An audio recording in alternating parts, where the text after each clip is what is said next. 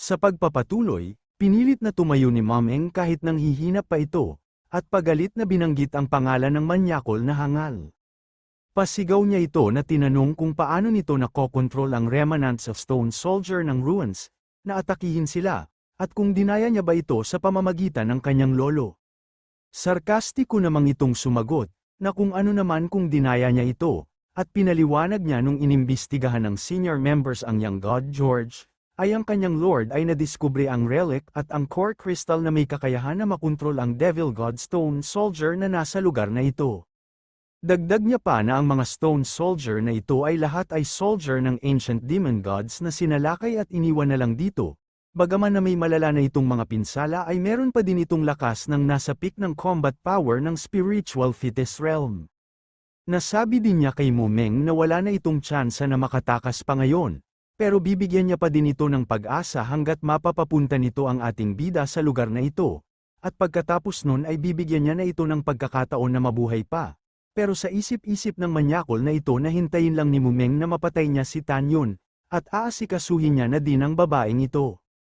Nagalit naman si Momeng sa kanyang mga narinig, dahil gagamitin lang siya nito para mapatay si Tanyun. Kaya naman hinugot na ni Momeng ang kanyang espada at tinutok sa kanyang leeg, at sinabi niya dito na kahit mamatay siya ay hindi niya hahayaan na magawa nito ang kanyang mga masasamang pinaplano kay Tanyun. Sarkastiko namang sumagot ang hangal na ito, na kung ganun pala ay huhubadin niya na lang ang mga suot nito, at ipaparada sa buong Shensha Valley. At manyakol pa na dagdag nito na bukod pa dun, kahit patay na ito ay gagawin niya pa din ang kanyang mga gusto sa katawan nito. Labis naman na nagagalak at nasasabik ang mga gunggong na manyakol na ito, at sinabi kay Momeng na bilisan nito ang pagpatay sa kanyang sarili, dahil mas madali para sa kanila na galawin ang taong patay na. Nabitawan naman ni Momeng ang kanyang mga espada dahil sa mga kahayupan na kanyang naririnig. At pagkatapos ay nanginginig niyang sinabihan si Merong Kun at ang mga gunggong nitong alagad na pare-pareho itong mga halimaw. Malademonyo namang nagsaad ang hangal na ito kay Momeng, na kahit gaano pa ito kalinis at kabanal na babae, hanggat hawak niya na ito sa kanyang mga kamay ay magagawa niya na ang lahat ng laro na gusto niyang gawin dito. Dahil nga binitawan na ni Momeng ang kanyang mga sandata ay kinuha itong pagkakataon ng hangal at inutusan na ang kanyang mga gunggong na alagad na hulihin na ito. Kaya naman sabay-sabay na sumugod ang mga hayok sa babae na ito, at sinasabi ng isa na si Momeng ay tinitingala niya lang noon, pero ngayon may pagkakataon na siya na halikan nito. Dagdag pa ng isa na ang goddess na si Momeng ay nagagawang mapasabik ang mga tao, kaya hulihin na agad nila ito at paunahin na si Merong Kun na laruin ito, at pagkatapos ay sila ng magkaka-brothers ang sunod. Labis naman na natakot si Momeng at napapamura na lang dahil sa mga maaaring mangyari sa kanya sa lugar na ito. Kaya naman napaluha na lang ito habang binabanggit sa kanyang isip ang pangalan ng ating bida. Dahil natatakot siya na hindi niya na makikita ang araw kung saan pamumunuan ni Tanyun ang buong mundo. Subalit mali siya dahil mabilis na dumating ang ating bida at bumagsak sa mismong kinatatayuan ng mga manyakol na gunggong, habang nagpapakawala ng napakalakas na aura, na dahilan ng pagkasira ng mga kalupaan at pagtilapo ng mga ito sa ere, at habang sumusuka ng dugo ang mga ito, ay napapatanong na lang sila kung sino ito dahil napakalakas ng pinakawalan nitong puwersa. Napadilat naman si Momeng at nagtataka sa mga nangyayari. Nagpakita naman na ang ating bida sa makapal na alikabok, at habang nasa ere pa din ang mga gunggong na ito, ay napapamura naman si Tanyun at seryosong sinabihan ang mga ito ng isang grupo ng mga basura. Labis naman na nagulat si Momeng nang makita niya na si Tanyun pala ang taong dumating. Nilapitan naman agad siya ni Tanyun at tinanong ito kung nasa maayos lang siya. Agad niya naman itong sinang-ayunan at sinabi na wag na siyang alalahanin at magmadali nang umalis sa lugar na ito. At sinabi na si Merong Kun ay pinaplano na gamitin siya upang ipanakot sa kanya, kaya naman agad niya ulit itong inutusan na magmadali nang umalis. Narinig naman ng hangal na ito ang mga sinabi ni Momeng, kaya mayabang niyang sinabi na wala kahit sino sa kanila ang makakaalis dito, pagkatapos ay inutusan niya na ang Demon God Stone Soldier, na atakihin ang mga ito ng buo nitong puwersa. Naagad naman itong sumunod habang nanlilisik ang mga mata, at makikita kung gaano ito kalaki na nagmistulan lang silang mga langgam sa harap nito. Nagsaad naman ang ating bida na ang Devil Godstone Soldier na ito ay may bigat ng 100,000 pounds, at gawa ito sa extraterrestrial meteorite iron. At ang isang suntok lang nito ay may lakas na 10 million pounds, at ginawa ito upang maging sandata sa gera ng Divine World para labanan ang foreign enemies. Pagalit naman na sinabi ni Merong Kun kay Tan Yun, na kahit alam nito ang origin ng Demon Godstone Soldier ay wala pa din itong magagawa para labanan ito, at pagkatapos nun ay inutusan niya na ang Demon God Soldier na patayin na ito. Naagad naman itong sinunod, at umatake na ng isang pagsuntok na napapalibutan ng napakakapal na aura.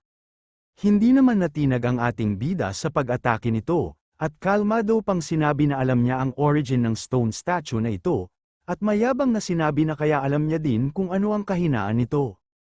Nalabis ikinagulat ng hangal, at pasigaw na tinanong si Tan Yun kung paano niya ito nalaman. Sumugod naman na ang ating bida sa Demon Godstone Soldier habang sinasagot ang tanong ng hangal, na ang kahinaan nito ay ang energy core na nasa dibdib nito. Kaya naman mabilis ito na nagtungo sa bandang dibdib ng Demon Godstone Soldier habang naghahanda ng kanyang pag-atake. At ilang sandali lang ay nawasak na nga ni Tan Yun ang energy core nito na nagdurug-durug sa marami nitong piraso, gamit lang ang kanyang espada na nilagyan lang ng bahagyang aura. Nadahilan ng unti-unting pagkabiyak-biyak ng stone statue na ito, at maya-maya lang ay tuluyan na nga itong nawasak na nagdulot ng napakalakas na pagsabog ng buong katawan nito. Na sobrang ikinagulat ng hangal na ito, at napapatanong na lang kung paano ito naging posible, dahil isa itong war weapon ng Upper Realm, kaya tinanong niya si Tan Yun kung paano nito nalaman ang kahinaan nito. Seryoso naman itong sinagot ng ating bida habang nagbabagsakan sa kanyang tabi ang mga parte ng stone statue, na dahil ang Demon Godstone Soldier na ito ay siya mismo ang gumawa. Labis naman itong ikinagulat ng mga gunggong na ito, dahil ang ipinagmamalaki nilang Demon Godstone Soldier na may lakas ng spiritual fetish realm ay nawasak ni Tan Yun sa isang pag-atake lang, at mas lalo pa nilang ikinagulat dahil sa sinabi ni Tan Yun na siya mismo ang gumawa ng stone statue. Kaya siguro alam niya ang kahinaan nito. At kung talaga ba na may kaugnayan siya dito, kaya napapatanong na lang sila kung anong klaseng god ang ating bida. Maging ang hangal na ito ay labis din ikinagulat ang mga sinabi ni Tan Yun, at sinasabi na isa itong malaking kasinungalingan. At pagalit na sinabi na ang Demon Godstone Soldier ay ginawa ng isang god ng Upper Realm, kaya paano ito magkakaroon ng kaugnayan sa kanya na isa lang mababang spiritual fetus na disciple? Dagdag niya pa na sinasabi ba ng ating bida na siya mismo ang reincarnation ng God Emperor ng tao na yun? Sarkastiko naman na nagsaad ang ating bida dito, na hindi niya inaasahan na magmumukha lang itong tanga sa pagpunta dito, at sa kontrobersyal ay lilinuwin niya na ito ngayon. At mayabang na sinabi sa hangal na tama ito sa kanyang mga sinabi, dahil siya talaga ang reincarnation ng God Emperor. Nagtawanan naman ng malakas ang mga gunggong na ito, sa pag-aakalang nagpapanggap lang si Tan Yun para takutin sila. Habang ito namang si Merong Kun ay sasabog na sa galit sa pag-aakalang pinaglalaroan ang kanyang pag-iisip ni Tan Yun, kaya naman hinanda na nito ang kanyang ginamit na bagay para makontrol ang Devil Godstone Soldier para patayin na ito. At pagkatapos ay mabilis niya nang inactivate ito sa pangalawang pagkakataon, at inutusan niyang lumabas na ang Demon Godstone Soldier King, at maya-maya lang ay nagkaroon ng malakas na paglindol sa buong lugar, at nagkaroon ng malaking butas ang isang parte ng kalupaan na naglalabas ng napakalakas na aura, at ilang sandali lang ay lumabas na nga ito sa tapat mismo ng ating bida at binigyan siya nito ng matalim na pagtingin. Kung nakarating ka na sa part na ito, ay sigurado akong nagustuhan mo ang ating kwento, nagsisimula pa lang ang ating YouTube channel, kaya naman hinihiling ko sa iyo na huwag mag-skip ng ads dahil malaking tulong na ito sa ating channel, at kung gusto mo naman magbigay ng malalim na suporta ay i-click mo lang ang super thanks dyan sa ibaba, para ganahan ang hangal na ito. Maraming salamat mga Emperor. Lumapit naman na ang hangal sa stone statue, at mayabang na sinabi kay Tan Yun na para lang may summon itong Demon Godstone Soldier King ng Spirit Refining Realm, ay malapit nang maubos ang natitirang enerhiya ng kanyang dalang crystal. At tumawa ito ng malakas habang sinasabi na hindi na si Tan Yun makakatakas pa ngayon. Nagagalak naman ang mga gunggong na ito, at sinasabi na ang combat power ng Spirit Refining Realm ay halos kapareho lang ng combat power ng ilang elder na nasa inner sect, at ang Demon God Stone Soldier King ay may napakatibay na armor, kaya naman siguradong natatakot na ngayon si Tan Yun dahil hindi niya maaatake ang kahinaan nito, kaya sigurado na ang pagkapanalo dito ng kanilang senior brother Merong. Samantala, nagagalak naman din ang ating bida nang makita niya ito, at sinabi na totoo nga na isa itong Demon God Stone Soldier King. Dagdag niya pa na gumawa siya ng 10 piraso ng bagay na ito, para bantayan ang 10 major barrier ng Divine World, at hindi niya inaasahan na sa lugar pa na ito ulit niya ito makikita. Halos sasabog naman na sa galit ang hangal na ito, at sinabi kay Tan Yun na mamamatay na ito pero nagpapanggap pa din siya na isa siyang God, habang naglalabas na ng aura sa kanyang isang kamay. At sinasabi na kailangan niya lang na gamitin ang isa niyang daliri, at ang Demon God Stone Soldier ay dudurugin na siya na parang isang bato. Seryoso namang nagsaad ang ating bida dito, na kung bakit niya nararamdaman na parang ito ang madudurog na parang isang bato, habang naglalabas na ng aura sa kanyang isang daliri. At sa isip-isip niya na ang bawat isa sa mga ito ay parte ng kanyang kaluluwa, kaya makokontrol niya ito gamit lang ng isang pag-utos sa pamamagitan lang ng kanyang isip. Nagalit naman ang hangal na ito sa mga narinig niya na sinabi ni Tan Yun, at sinabi niya dito na kung naghahanap na ba ito ng kanyang kamatayan, at pagkatapos nun ay inutusan niya na ang Demon God Stone King na patayin na ang ating bida. Mabilis naman ito na sumunod at agad na inatake si Tan Yun gamit ang kanyang napakalaking batong espada.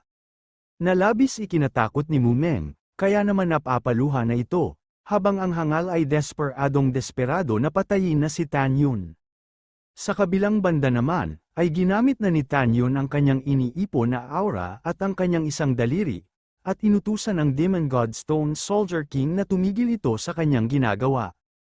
At ilang sandali lang ay tumigil na nga ito bago pa tumama sa kanya ang espada nito. At pagkatapos ay seryoso niya itong inutusan na lumuhod sa kanyang harapan. At kagaya nga ng ating inaasahan ay agad-agad ito na sumunod habang sinasabi ang salitang My King. Nalabis ikinagulat ng hangal na ito, at hindi makapaniwala sa kanyang nasasaksihan. Habang si Mumeng naman ay sobra itong ikinatuwa, at parang naniniwala na siya na si Tan Yun talaga ang reincarnation ng God Emperor. Maging ang mga gunggong na alagad ni Merong, ay labis din itong ikinagulat, at napapatanong na lang kung paanong ang Demon God Stone Soldier King na sinamon ng kanilang senior brother Merong, ay lumuhad sa harap ni Tan Yun. Kaya naman napapasabi na lang sila na mukhang totoo na si Tan Yun ang reincarnation ng God Emperor. Samantala, sarkastiko naman na nagsaad ang ating bida sa hangal ng pagpapasalamat niya dito, dahil sa pag-summon nito sa Demon God Stone Soldier King na para sana pang dagdag ng powerful warrior na para sa panig ni Merong, subalit nang dahil sa kanya ay nabaliwala lang. Hindi pa din naman makapaniwala ang hangal na ito, kaya naman ginamit niya ulit ang kanyang hawak na relic na pinangkokontrol niya dito, at sinabi sa Demon God Stone Soldier King na makinig sa kanyang pag-uutos. Dagdag niya pa habang sinusubukan pa din itong pasunurin, na siya mismo ang tumawag sa kanya kaya bakit ito lumuluhod sa harap ni Tan Yun, at inutusan niya ulit ito na tumayo na sa pagkakaluhod nito. Ngunit nagalit pa ito at binigyan siya ng isang masamang tingin, at sinabihan siya nito na isang tanga. Na mas lalong ikinagulat ng hangal at napapasabi na lang na talagang pinagsasabihan siya ng isang bato. Tumawa naman ng malakas ang ating bida, habang naglalakad na patungo kay Merong, at sinasabi niya dito na dahil gusto nito na tumayo ang Demon God Stone Soldier King, ay tutuparin niya ang hinihiling nito. At pagkatapos ay inutusan niya na ang Demon God Stone Soldier King na tumayo na sa pagkakaluhod nito, na agad-agad naman itong sinunod habang naglalabas ng pulang kuryenteng aura sa kanyang isang kamay, na mas lalo pa na ikinabigla ng hangal at napaupo na lang sa kanyang kinatatayuan. Seryoso namang nagsaad ang ating bida dito, na oras na para sa kanyang kamatayan. Kaya naman napaluhod na lang ang hangal na ito, dahil sa sobrang takot na baka sa lugar na ito na siya mamatay. At sinabi niya kay Tan Yun na tinatawag na niya ngayon na God Emperor, na inaamin na niya na nagkamali siya. Kaya naman nagsusumamo ito na bigyan ni Tan Yun ng awa ang kanyang buhay, at hinding-hindi niya na kailanman hahawakan man lang si Mom Eng, At gagawin niya ang lahat ng mga gusto nito na gawin niya hanggat hahayaan siya nito na mabuhay pa. Seryoso namang nagsaad ang ating bida habang nanlilisik ang mga mata, na kapag ginulo siya nito ay isa lang ang makukuha niyang resulta, walang iba kundi ang kanyang kamatayan. At pagkatapos nun ay inatake na ng Demon God Stone Soldier King ang hangal, gamit ang kanyang malaking batong espada habang naglalabas ng napakalakas na aura. Nadahilan ng labis na pagkatakot ng hangal na ito, at sabay-sabay na nagtutuluan ang mga pawis nito sa mukha.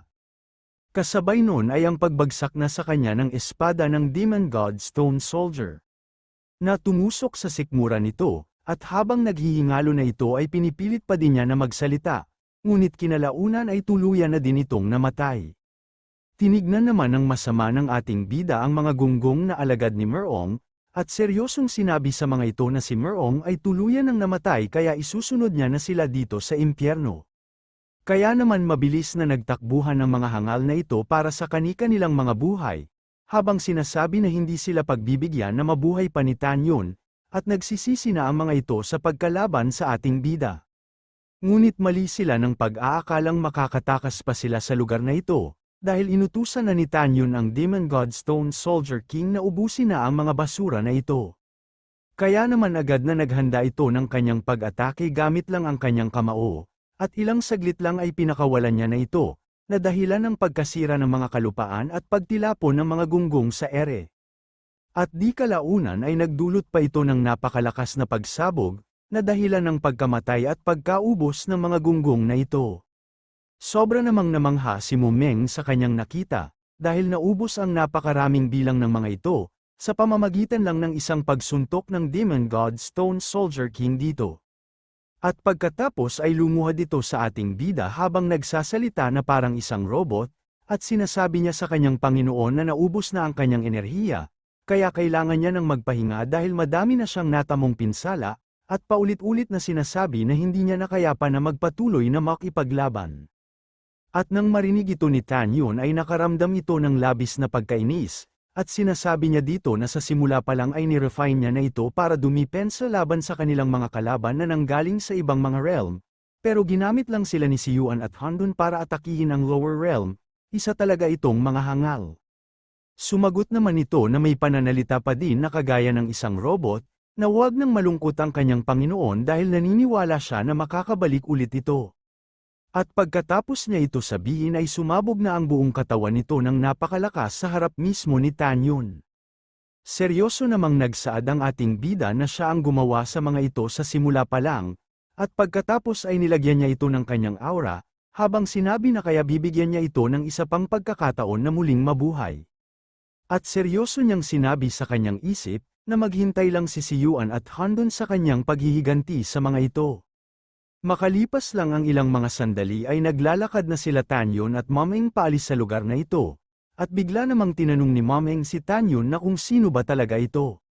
Sinagot naman ito ng ating bida na wag na ito magsalita ng kung ano-ano, dahil siya pa din si Tanyon at hindi ito nagbago. Dagdag niya pa na siya at si Suwei ay may malubhang pinsala, at nandito ang space-time tower na ito, kaya sinabihan niya ito na pumasok na sila at magpagaling ang mga ito dito.